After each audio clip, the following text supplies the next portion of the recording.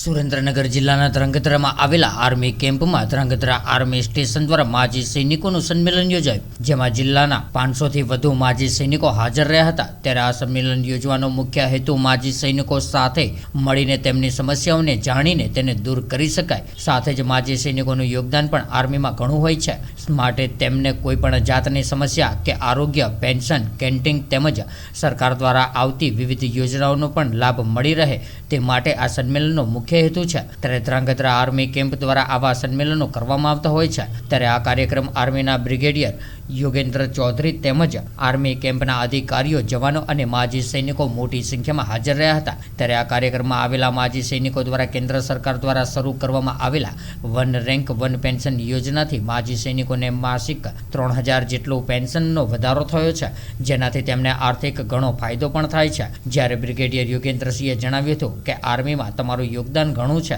અને તમારા માટે પણ અમારે કામ કરવું પડે, ત્યારે આર્મી તમારા માટે કામ કરવાના પૂરા પ્રયત્નો કરશે। મારું નામ ઓડેવિયા BH, x corporeal, Indian air force. આજરોજ ધ્રાંગધ્રા આર્મી કેમ્પ દ્વારા અમે માજી સૈનિકોને આમંત્રિત કરી એક રેલીનું આયોજન કરવામાં આવ્યું હતું, જેમાં 1965, 1971, ઓપરેશન કારગિલ, ઓપરેશન સિંદૂર, એમાં જે કંઈ એચઆઈવેબલ કાર્યો કર્યા હોય એને આમંત્રિત કરી અને બહુમાન કર્યું। કમાન્ડર સાહેબે બહુમાન કર્યું અને આનાથી શું થાય કે અમારી સાથે સાથે બધા એક્સ સર્વિસમેનોને આમંત્રિત કર્યા હતા। આનાથી શું થાય કે ફૌજના મોરાલ બૂસ્ટઅપ થાય અને સારી સેવાઓ। મારું નામ અજયસિંહ એલ ચાવડા। ધ્રાંગધ્રા ખાતે માજી સૈનિક રેલીનું આયોજન અહીંયા ધ્રાંગધ્રા સ્ટેશન દ્વારા કરવામાં આવ્યું હતું।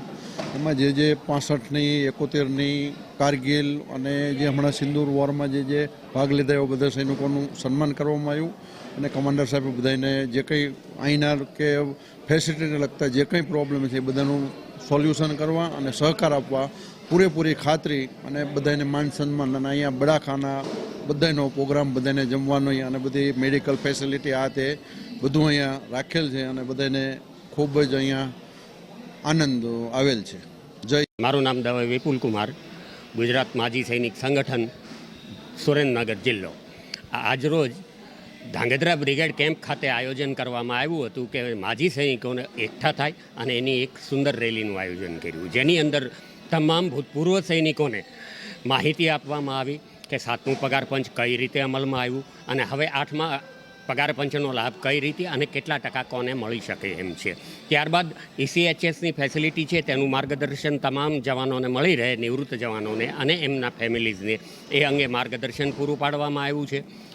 અને એટલું સુંદર આયોજન કરવામાં આવ્યું હતું કે આ પેચીદા કેસો જે હોય એની અંગેની તમામ ઝીણવટભરી માહિતી આપવામાં આવી। 1971, 1962 વગેરે લડાઈના જે ભૂતપૂર્વ સૈનિકો અહીંયા હાજર રહ્યા છે એ તમામને સન્માન કરવામાં આવ્યું।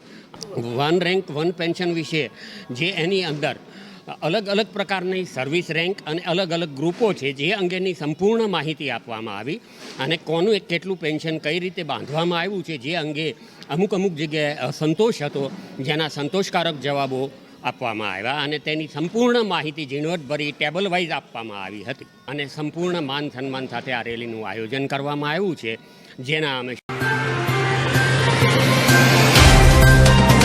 तो व्हाट्सएप, ट्विटर, फेसबुक, इंस्टा जहाँ भी आपका अकाउंट है, इसे शेयर बटन के द्वारा वहाँ पर शेयर करें।